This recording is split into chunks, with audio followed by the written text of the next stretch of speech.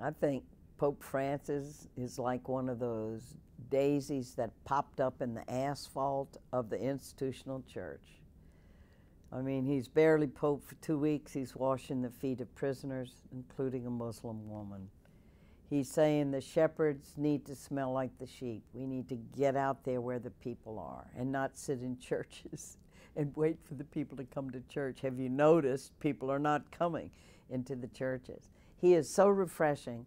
I'm reading his what's called an apostolic exhortation. That's a big fancy word for just a letter to the people, like here's what we really got to do.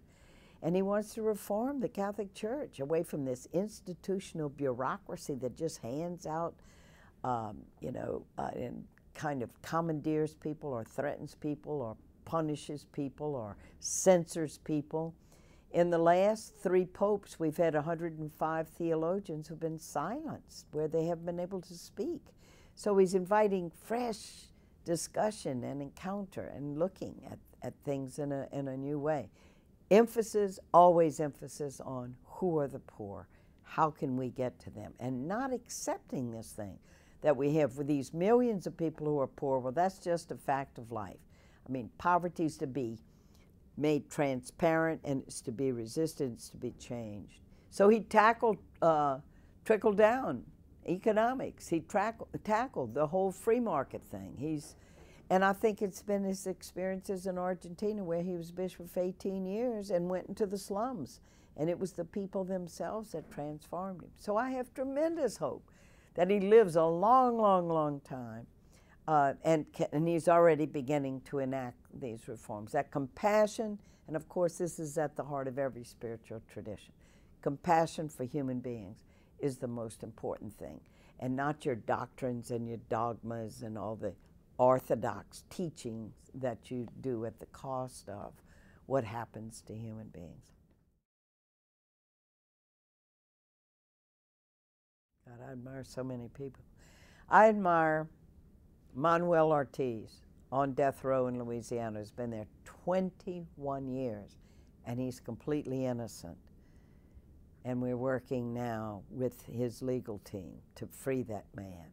And he tells me, Sr Helen, he's from El Salvador, he's got this great little Spanish accent. Sr Helen, when I walk out of here and I am free, I will take you to El Salvador, and I will teach you scuba diving, and we will go to Lake Salvador.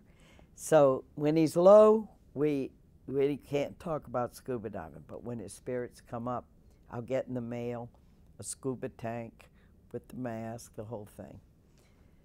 I admire people like the Dalai Lama that I was just with the other day up in Minneapolis.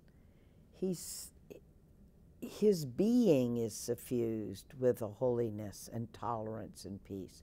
One time I was on a panel with him at the University of Arkansas, and I was so peaceful in his presence that I could just simply be myself.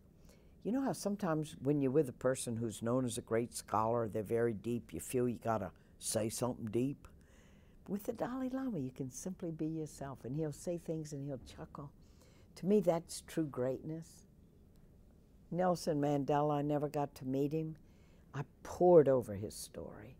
What is it like to be all those years in a prison and to see how he began to do art, how he began to draw, that he can't ever cry again because the limestone from cutting those rocks blocked his tear ducts. How do you keep your spirit going when you're so oppressed? Then within the Catholic Church, Dorothy Day, she said we were just sitting around talking. We were just sitting around talking, and these people kept coming. And she started these soup kitchens and the Catholic worker movement to reach out to the poor. She said, I was a communist for years because they were the only ones reaching out to the poor. She said, I didn't join the Catholic Church because they were always hanging out with the wealthy people. And her story is just so human and so real. And I love reading people who are real. I never got to meet her in person, but she's always been a great inspiration to me.